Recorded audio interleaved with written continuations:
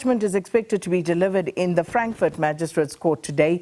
This in the matter of a 40-year-old man who applied for bail after being arrested for the alleged rape of a 16-year-old boy.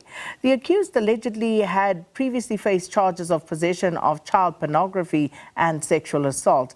And this was contained in the affidavit that was read to the court by his legal representative. The accused was never charged or found guilty on these charges. Various organizations in support of the 16-year-old call on President Cyril Ramaphosa to come with harsher sentences for such perpetrators. Let's cross now to SABC News reporter Kamogelo Seekoei for an update. Kamogelo, good morning. So, a lot of interest in this particular case because many feel that this will be precedent setting, especially given the circumstances and, of course, the fact that the victim here is a 16-year-old boy.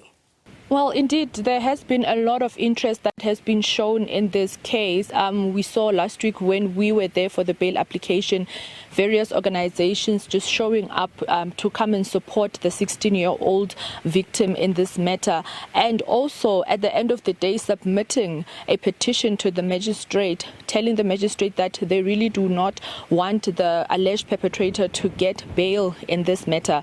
You'd remember that there was a little bit of a challenge for the media also to gain access to the court last week when we were there, when the prosecutor objected to the application that was submitted by the SABC to the court to be able to broadcast or record the proceedings in court. The members of the community also mentioning in that petition there that they were not satisfied with the fact that that matter would not be publicized in the way that the first appearance had been. You remember that prior to the bail application, the SABC was granted permission. But today we are going there again and we will be seeking that permission from the magistrate's court to gain access. He did indicate last week that we were there that he will consider to grant us that permission only for his judgment in this matter. But we will definitely be updating in terms of whether we receive that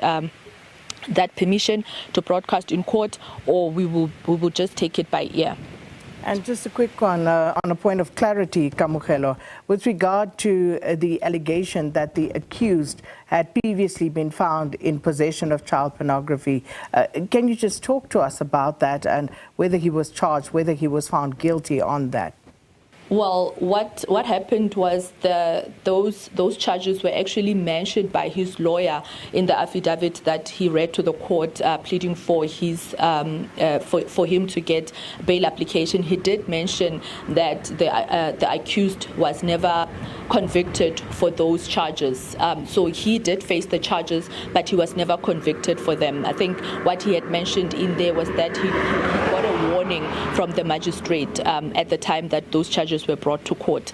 But in opposition, then the investigating officer did say that because of those prior charges, the accused should not be granted bail at all, because he has shown or demonstrated that given bail, he can go out and repeat the same or similar crimes. Kamogelo Seekoei, thanks so much. And of course, Kamogelo will be updating us on that story throughout the day.